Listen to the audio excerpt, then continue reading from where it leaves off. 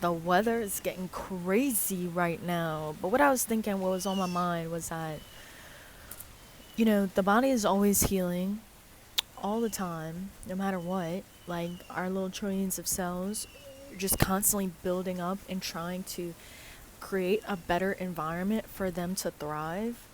And we get in our own way. So, like, and then we have like this detox culture where we have to keep detoxing from a toxic environment. But what if our environment wasn't so toxic? Like, even down to like relationships with other people, because as within, so without, if I am always saying yes to things that I don't want to do, I'm creating biochemistry within me that is like wreaking havoc.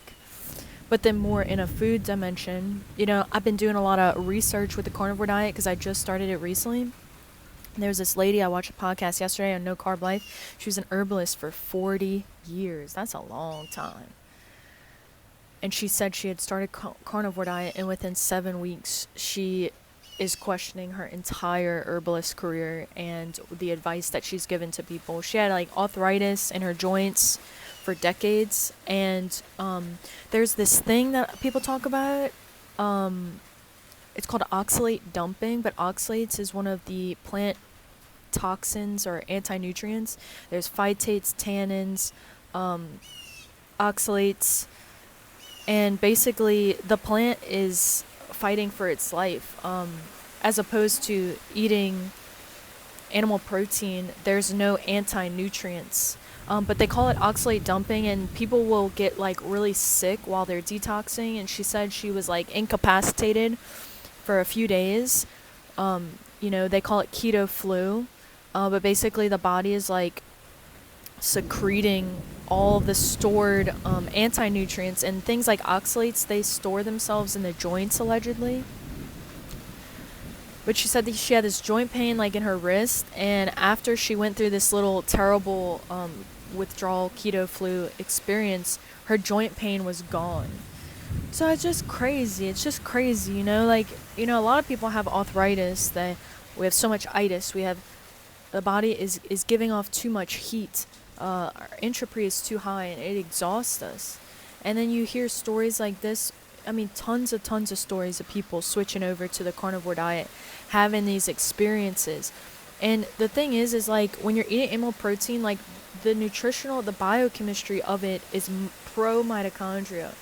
When you're on a vegan diet, vegan diets are not pro mitochondria because they're missing key minerals and nutrients for the mitochondria to go through the proper biochemical pathways. Many people know, like the B vitamins, for instance, is the number one thing.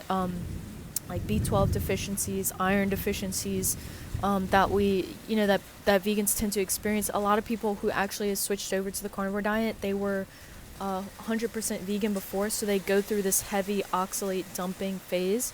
It's just really, really fascinating.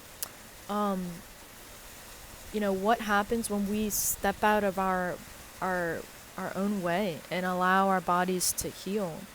It just kind of is crazy. It makes you think about workout culture and detox culture and supplement culture. It's like, do I need to do more of these things, or do I need to just do less of the things that are harming me? Less,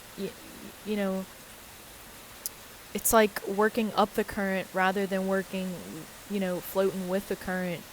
And it's all involved in heat and thermodynamics, because the body is a system. It's a working system. And then when you look at those little cells, you're looking at little tiny factories.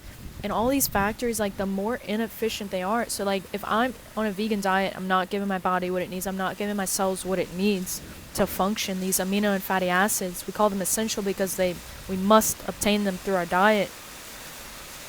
If I'm not giving them what they need, that's eventually going to play out on a larger scale. It's going to affect my liver and my kidneys and my brain, and how I interact and hold relationships with other people, right? It's like, if I don't have enough B12 in my diet, I'm going to have major energy problems, right? These B vitamins, they're used as cofactors to help these large energy chemical pathways to move forward.